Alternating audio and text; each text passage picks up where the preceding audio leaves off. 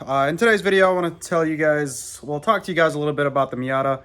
I know it's been a while since we posted anything about it, and we've actually had several people comment saying, hey, let's get the update on the Miata. Well, the update on the Miata is that we haven't been working on it pretty much. The amount of rust that we found underneath it has been ridiculous, and I mean, we did get a lot of stuff done as far as rear suspension and as far as buying parts for it and all that. Car is a great running car otherwise, but just aside from the rust issue, we've pretty much been at a halt. The car was purchased by my brother. It's mainly his project car, and I'm here to help him with it. As far as my projects go, I have a full plate of projects. I don't know if you guys can see right there, but I have a smoker that I bought recently on Marketplace that I'm trying to finish up as well. It's just never ending with these projects, especially, you know, with the with these times that we're facing through, and you know, a lot of people are at home, and we're at home a lot too. So we tend to pick up other people's projects, and you know, we end up getting stuck with it. But in this video, I want to talk to you guys a little bit about what's left with the Miata, where we're at, and then probably gonna get some wheels and tires. We'll get the tires mounted onto the wheels. We do have some wheels and tires that we bought for the Miata. Actually, you can see right here that we do have a lot of parts. We did cover, you know, some of the parts in a previous video as far as the coilovers and all that goes. So the rear suspension, rear drivetrain or whatever is pretty much ready and good to go. It's just the front end parts that we're needing to work on. These are the coilovers. I think this is a radiator. And then we've got a box of wheels in there. There's another box of wheels inside. And then we've got some new tires for it as well. But before we bought that, we also did buy some wheels. And actually, no, these are the wheels that came with the Miata. But we bought some like cheap tires off Marketplace for like 10-20 bucks. Just because when my brother, when he wasn't making up his mind on what wheels he wanted. So we just needed something to roll the car around in the garage. And as soon as we got that, I found out that my buddy over at Neighbor Racing had a little car dolly makeshift thing that he made for a C5 Corvette without a motor. So I just borrowed that from him, and that's probably going to stay here. But anyways, this is where we're at. This is the reason why we halted our project. Let's see if we can get this light on. All right, so this is what's halted our project so far. I don't know if you can see here, but this is the frame rail, and this section is gone. And on both sides. So we cut out the section. I actually had my buddy Adele come over and with his plasma cutter, and we cut it out. I started it off with the angle grinder and the reciprocating saw, and it was never ending. He showed up with his laser cutter, his plasma cutter, and he just zipped through this thing. We might have actually cut a little too much. So we've gotten to the point where, you know, should we continue trying to fix this? I mean, we do have the frame rails. The replacement frame rails, but I'm not an expert at welding. I mean, we can try, and you know, that's the whole point of working on cars and being a automotive enthusiast. You know, you put stuff like this together, and but yeah, we've been debating. I've actually been talking to my brother, thinking about, hey, should we just get a roller and, you know, put this motor and trans in the roller instead of, you know, trying to fix all the rust on this car. But yeah, that's where we're at. Let's go ahead and get these wheels or the tires mounted onto the wheels. We'll go ahead and use my tire machine, show you guys how that works out. And yeah, let's go from there. So here's a little sneak peek at the wheels that are going to be going on the Miata. All right. Don't remember what brand they are. It says like VORS. I don't know what these are. I think we found these on eBay. But yeah, this is it. It's a gloss black. I don't remember how wide they are. It probably says here on the box somewhere. They are a 15 by 8. All right. But yep, these are the wheels. These are the tires. Tires that my brother decided to buy. Looks like these are some Generals. 195, 55, 15. All right, nothing special. Like I said, this isn't going to be a crazy performance car or anything like that. It's just a little, you know, fun point A to point B, maybe some minor track day type of project car. But let's see if this tire, let's see how this tire machine does with that wheel. Don't want to scratch this wheel now. All right, guys. So since we're at it, might as well make this a how-to video on how to mount a wheel or a tire to a wheel, and basically do a little review of my Mayflower Chinese eBay tire machine, or whatever you want to call it. But anyways, we're gonna go ahead and spread out the jaws. There we go. Put our wheel in.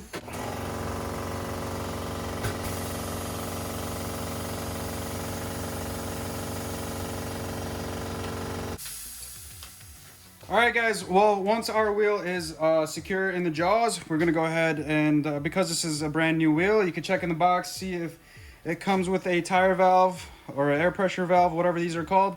If not, you could order these on eBay or Amazon fairly cheap. I have a whole bunch sitting in my drawer. And then another cool tool you should probably invest in is a tire valve puller. This will pull it through the valve.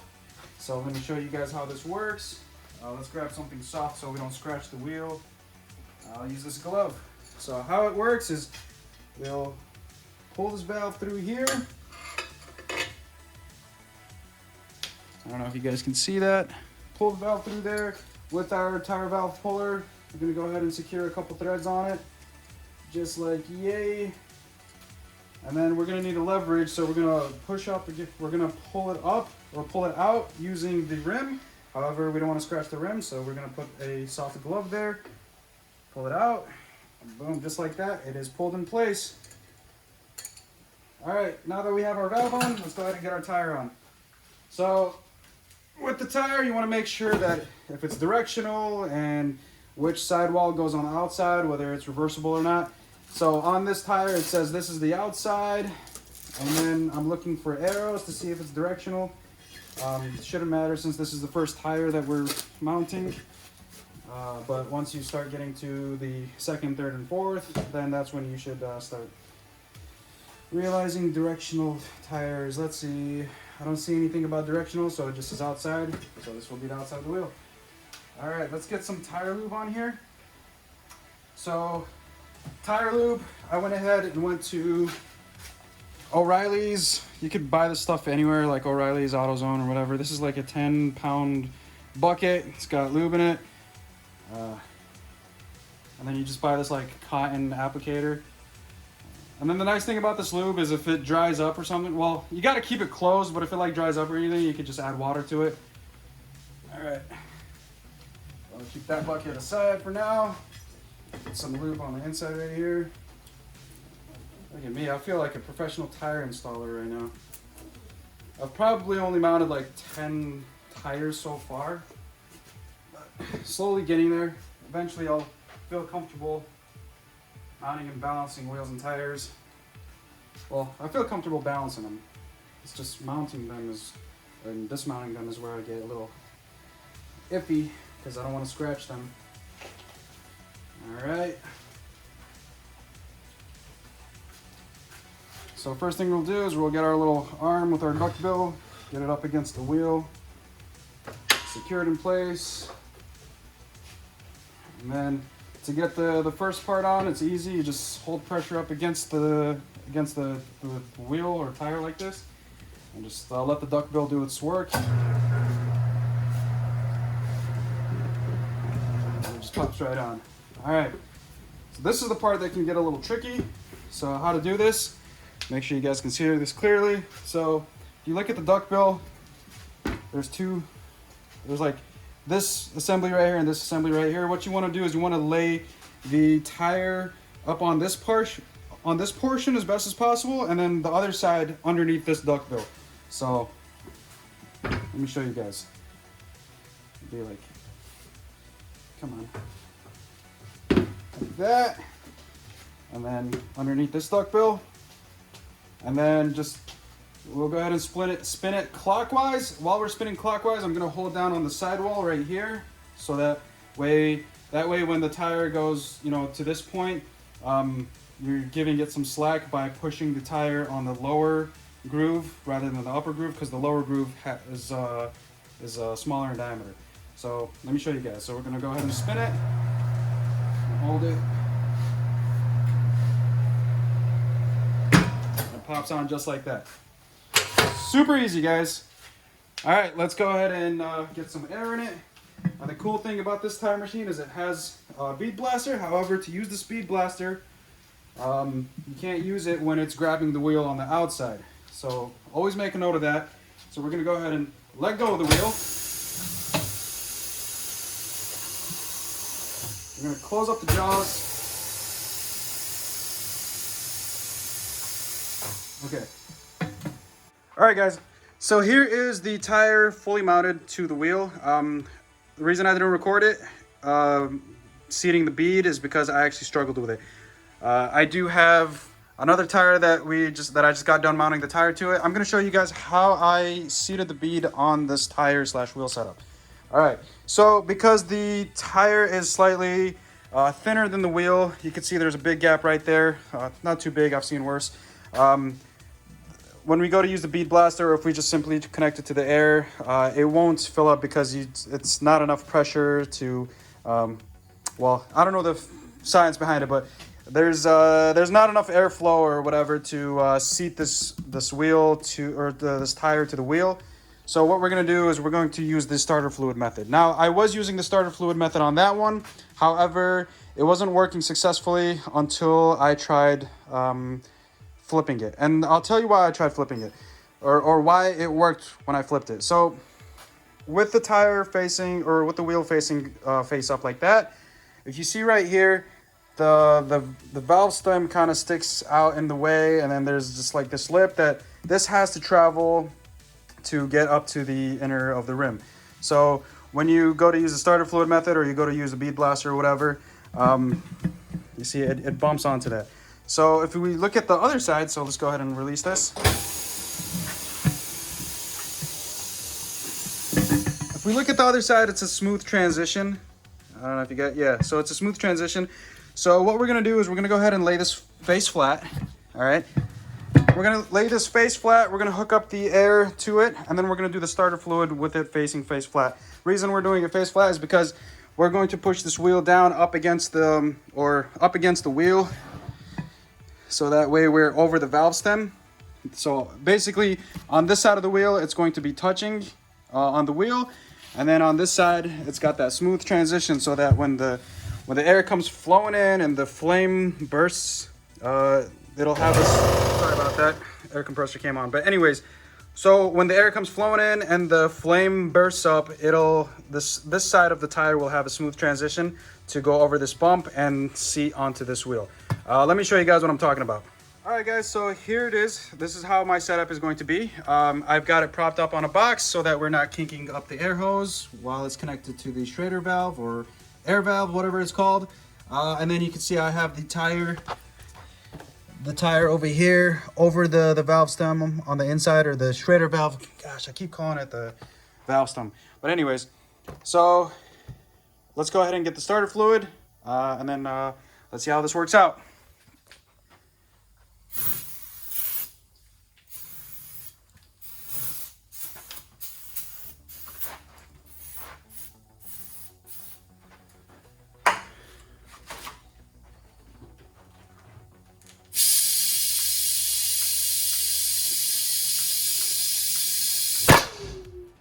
Woo, shit.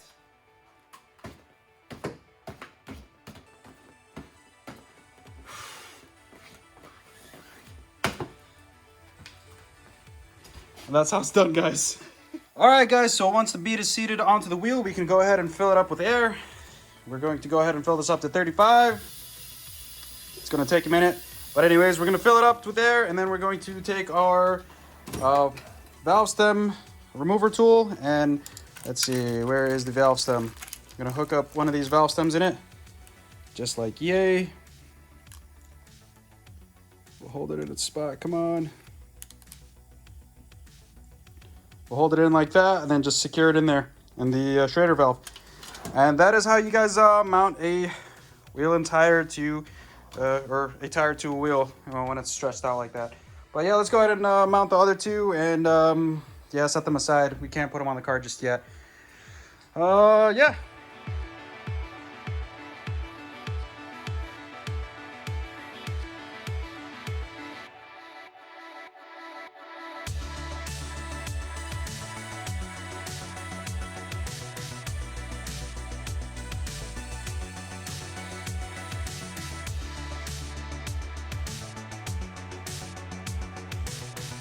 All right, guys, so here are the wheels and tires finally mounted to each other.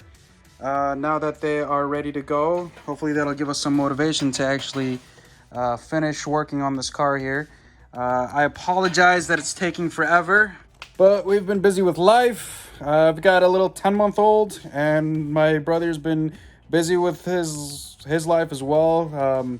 He's been doing flooring in his condo, and I've been, being a father and a husband and doing boring stuff. I've been, let's see, what did I do? I put up a deck and I tiled the kitchen.